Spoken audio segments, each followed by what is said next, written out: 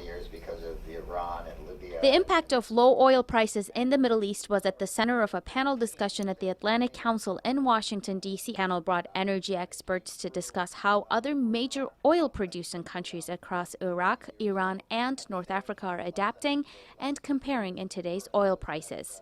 Kurds, in terms of that production, is going to be in a much more difficult spot over the next couple of months, simply because you've got Iranian barrels that are going to be coming on. So you're going to keep prices relatively low. But I think by the second half of this year, you're actually going to see prices start to rise, which should hopefully alleviate some of the fiscal concerns. Experts also commented on the issue of the deep financial crisis facing the Kurdistan regional government.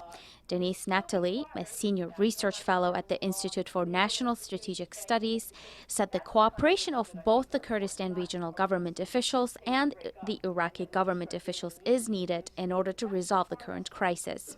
It is not just a matter of sending salaries up to the Kurdistan region, which are desperately needed, but how can the Kurdistan regional government make a deal that works? In the midst of falling oil revenues, governments from the Gulf to Iraq and beyond face fiscal crisis as well as disruption of traditional ways of doing business. Governments also face challenges to long-standing fuel subsidy programs and slumping economic growth.